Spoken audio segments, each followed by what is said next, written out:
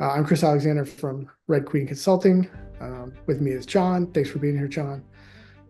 And the team performance drivers you can see there, kind of listed on the right of the slide. The reliance factors, the ones listed on the left, are kind of things that are components of all teams. So they're more understanding in the domain of work. And we're not going to really get into it today, but just as a quick overview, so that you understand in the domain of work that the team is operating, they have certain levels of reliance, stability, task consistency, proximity, similarity. And those are kind of de facto, like they are just state of the game. Like how stable is the team? How often are they changing members? It just is what it is. You can try to change and shift and adjust it based on need, but just keep in mind, these are like things that are distinct about that particular team, that group of people, and the work that they are working on. Switch over to the effectiveness drivers. There's 7 listed there. These are the terms that Scott Tannenbaum and Eduardo Salas used in defining and describing them. I'm not a super big fan of the heavy C alliteration, but it's their work, so I'm representing it as they described it. Capability, cooperation, coordination, communication, cognitions, conditions, and coaching. The important thing you notice at the top, I kind of wrote it in text on this slide, agile frameworks and traditional project management approaches target about 10%. And that's because they're mostly located in the cognitions, and they target only a few of the team cognitions. We'll get to that in a minute. We also target that, but if you look, there's like, you're missing all the other stuff out there. Lots of other areas are often covered by different parts of organizations or different functions. Like capability is often covered through HR, the way that you recruit and train the people that you hire, your employees. So other functions can cover some of this and help, but you still have to realize that when you're talking team performance, these are the things that matter, period. Okay, so the actual 7 C's, these are the quick components and meaning definitions of them. The meaning is kind of like, what does this mean? And these are kind of my words trying to take broad definitions and constrict them down into just a few key words. And then the components. So capability covers the right mix of people with the right knowledge, skills, and abilities. Cooperation is mindset. This is really important to understand. It's the attitudes and belief about the team itself. This is different. It does cover a little bit of trust, but it's really about how much does the team believe that it can succeed. Collective efficacy is what that's called. Coordination. So those are teamwork behaviors. That's the way that you are doing things, not your attitudes. So cooperation is more the attitude. Coordination is more the action. Communication, obviously we know what that is.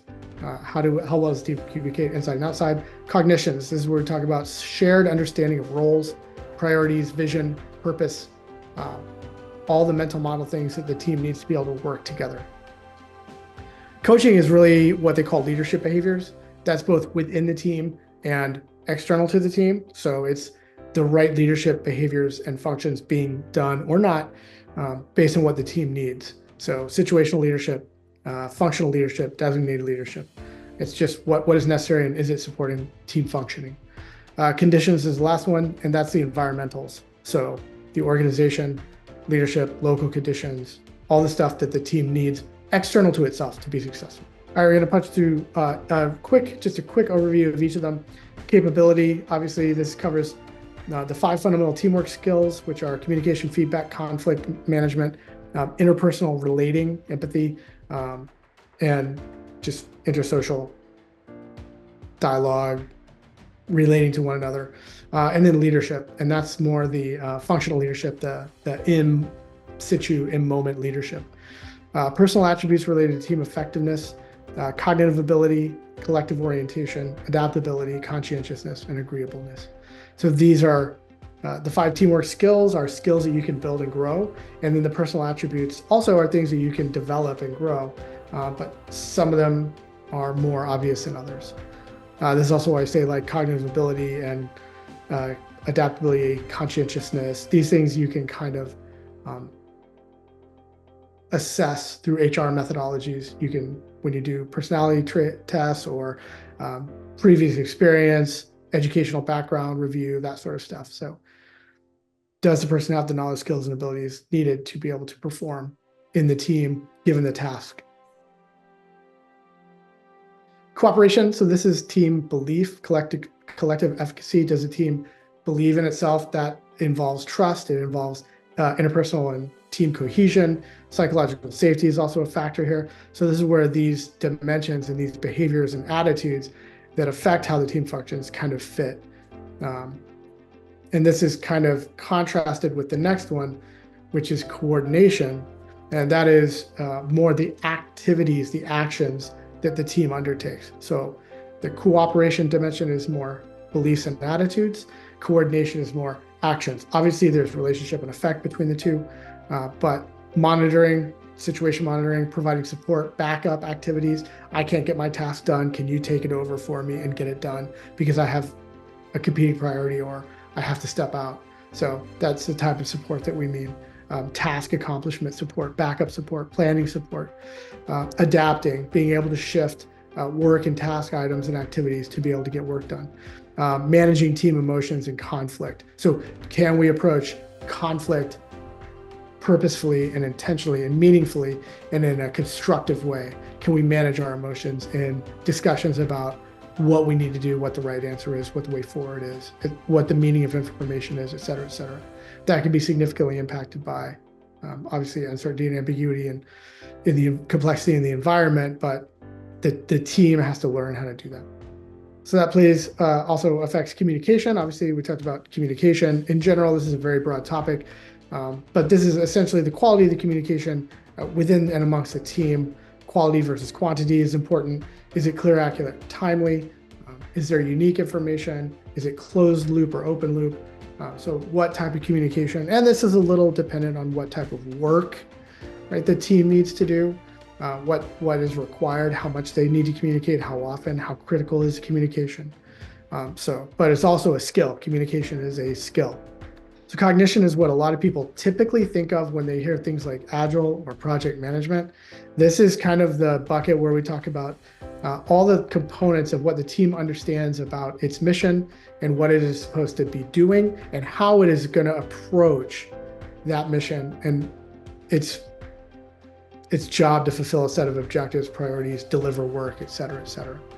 So components of team cognition here, we're looking at obviously at the highest level, vision, goals, and purpose, the priorities of those, the priorities of work, objectives, goals that the team may have, roles within the team. So when we're looking at frameworks, they talk about you're a developer, you're a product owner, you're a scrum master, you're a coach, you're an RTE, like pick your framework.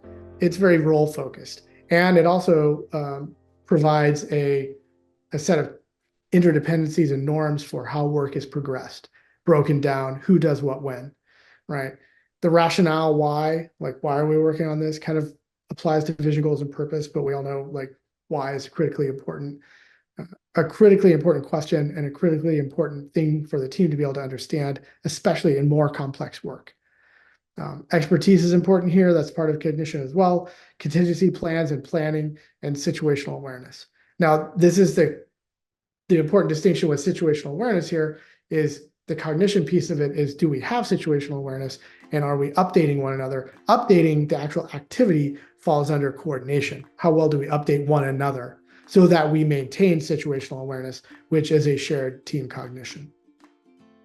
After that, we've got conditions. So these are, should have been coaching, and normally conditions is last. I put this one before because I like to end on leadership, but conditions are the things outside the team that affect the team, and they may or may not have influence or control over, typically not control, sometimes influence, sometimes neither. That's like obviously company rules, policies, guidelines. Regulations would be a big one, like if you work in banking, finance, fintech, or a regulated industry, DoD, government. That's a big area of conditions. So the team has to function within that environment. Culture and structure of the organization, leader behaviors, especially senior leader behaviors. Resources, the team should have access and resource availability for the things they need to accomplish their purpose, their goals, their vision, their objectives. If they don't, that's usually outside their control. And decision-making authority, Depends. Every org is different. That goes back to a little bit of the culture and structure, but some teams have decision-making authority more internalized and some don't. So it's either more centralized or more decentralized, and they have to operate within that. Finally, we've got coaching. Coaching is the general term for overall leadership behaviors. There's different types of leadership: task-based leadership, team-based leadership, or both. And the leadership that's needed in that task-based leadership is more around how do we build clarity and alignment, drive accountability for task accomplishment, remove impediments to task accomplishment, and build support across organization for work that the team needs support to deliver holistically. Team-focused leadership is more about managing those emotions and attitudes, those in the moment, like that are can be very situational and very functionally focused leadership. So doesn't need a designated leader. It's who can step up at the moment.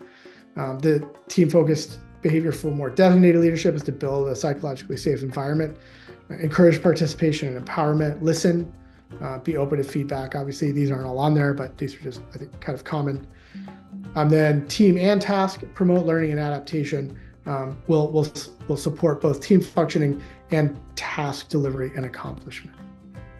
So I've been going for about 15 minutes. There's a couple of more slides in the deck just for your awareness if you want to go through the team distinctions and understand on a scalar or on a spectrum, like how do the distinctions play into different work modalities, types of works, and what you would need depending on where your work fell for a specific team within these continuums. And then contact information if you need to get a hold of us.